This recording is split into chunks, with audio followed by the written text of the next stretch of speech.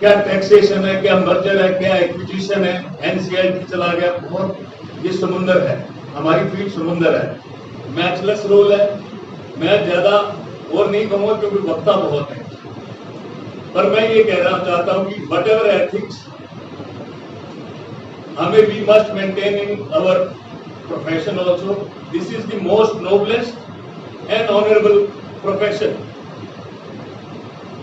so we are required to maintain highest level of the ethics and grace. We should not run behind shortcut, छोटे जो कहते हैं उनके पीछे नहीं भागना, अपने एथिक्स बना के रखने। तो आप लोग whatever you are newly entrant है, I extend my heartiest congratulations to you.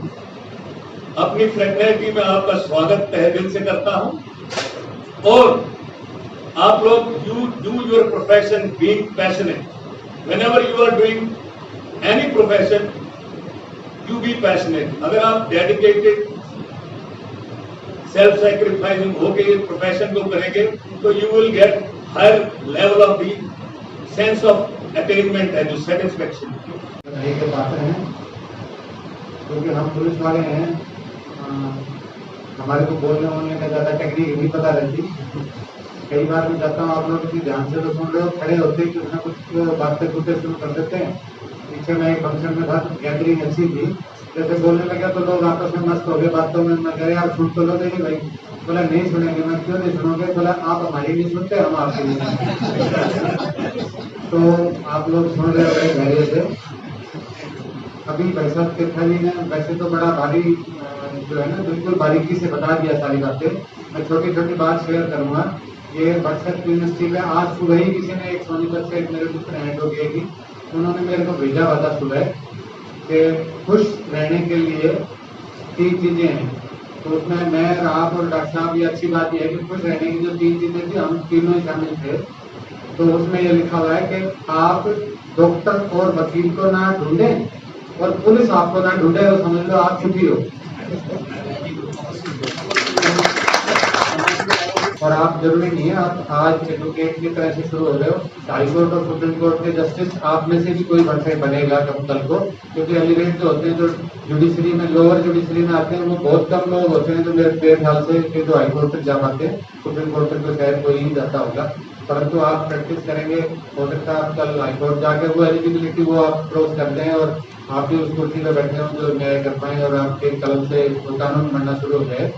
तो मैं ऐसी शुभकामनाओं के साथ ही ज़्यादा समय ना लूँगा, और मैं आपके लिए, मैं सबके लिए कामना करूँगा कि आप लोग स्टेज पे जाएं और थोड़ा सा अपने प्रोफेशन पे, क्योंकि हमारे पास, पुलिस के पास या डॉक्टर के पास और वकील के पास आदमी आता है वो दुखी आता है। आप बैंक के टहल करने चले गए, बैंड बाजा करने चले गए, या कोई सामान खरीदने चले गए, कुछ भी ले तो आप दुखी होकर नहीं जाता। हम 3 लोग ऐसे हैं जो हमारे पास आदमी राजी खुशी में नहीं आता है, तो वो दुखी आता है। तो उस समय मैं भी शामिल हूँ उसमें। हम तो प्रयास ये करें कि और ज़्यादा दुखी ना हो, उसका दुख किसी तरीके से अगर हम कर पाएँ। तो मैं हमेशा एक बात कहता हूँ, दया अगर दिखा पाएंगे ना, दया शब्द जो है उसके अल्फाबेट्स को अगर उल्टा करेंगे तो वो होता है याद।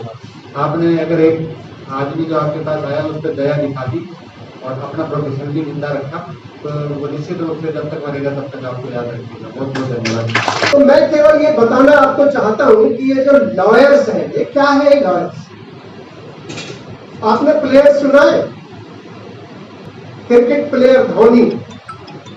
तो अच्छा प्लेयर कौन होता है? जो उस गेम की नस को जानता हो, जो अपने अपोनेंट की बॉल कैसी आएगी, वो कौन सी चाल चलेगा, उसको अच्छी भांति समझता हो। तो जो कानून के खिलाड़ी यहाँ बैठे हुए हैं और नए खिलाड़ी जो भी प्रवेश करेंगे, उनसे मेरा अनुरोध है कि आज टेक्नोलॉजी के समय हर डिसीजन आपको ऑनलाइन भारत की हर कोर्ट का मिलता है, तो उनको पढ़े और एक अच्छे खिलाड़ी बने। जिन्होंने ये IIB का टेस्ट क्लियर किया है और जो हमारे परिवार में नए नए सम्मिलित हुए हैं, जिसके लिए आज हमारे छोटे भाई राजेश खटाना ये प्रोग्राम रखा हुआ है, उनका भी हम बहुत तहे दिल से बहुत बहुत धन्यवाद करते हैं।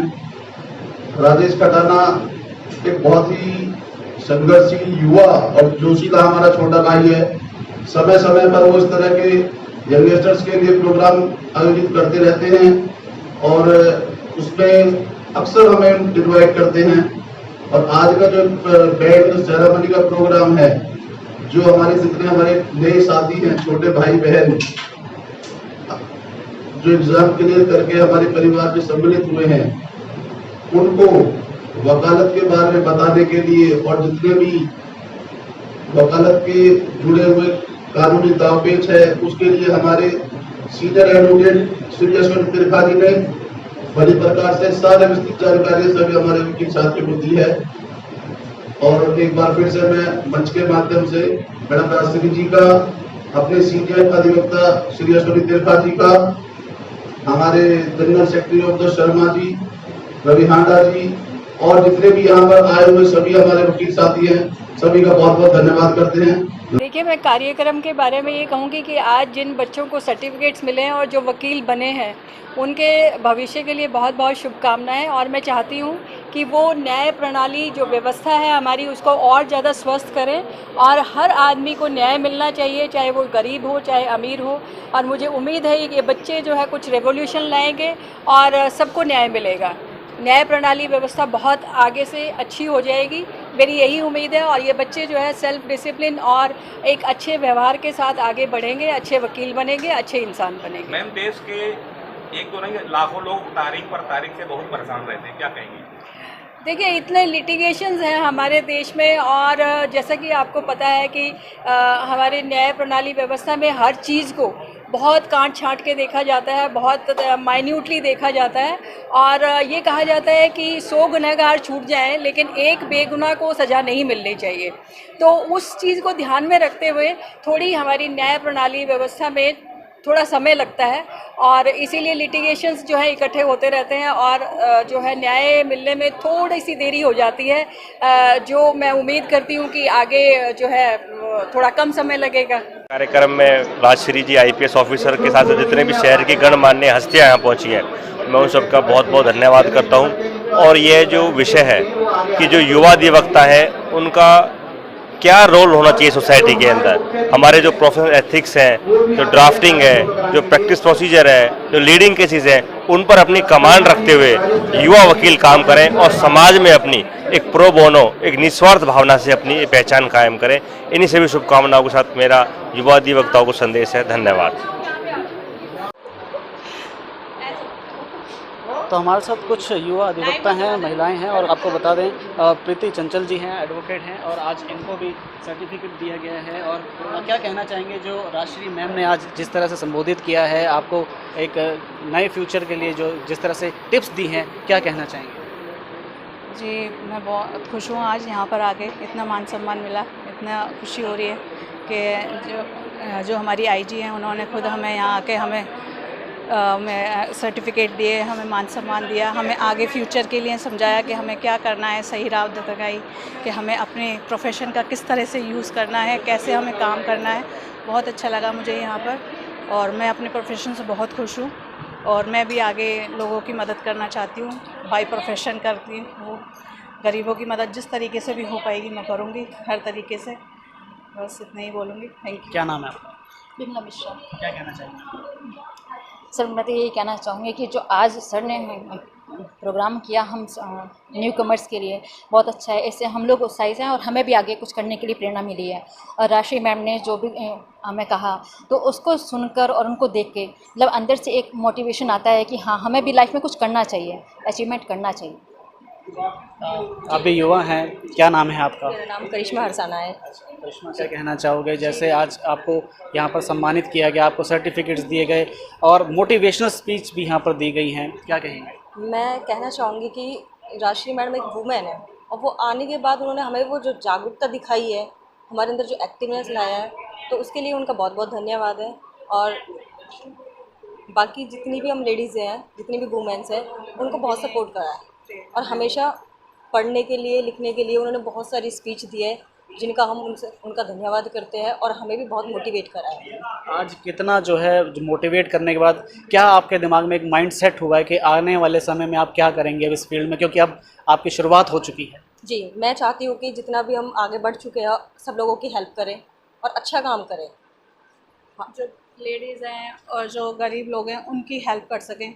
जो बहुत सी लेडीज़ हैं वो परेशान अक्सर देखा हैं, जाता है जो उन्हें महिलाएं हैं, महिला वकीलों के साथ ही सहज रहती हैं, हाँ जी, तो उनकी मदद उनकी करेंगे। मदद के लिए जो बेचारे नहीं, उनके घर में सपोर्ट नहीं करते हैं लोग, उनके डोमेस्टिक वायलेंस होता है उनके साथ, उनका सपोर्ट कर सकें हम। आगे महिलाओं को जो समाज में जैसी उनकी दशा बना रखी है कि अबला नारी नहीं बनना, अबला नारी नहीं, हमें उनके लिए करना है, उनको जागरूक करना है कि वो भी एक नारी हैं, वो भी आगे बढ़ सकती हैं।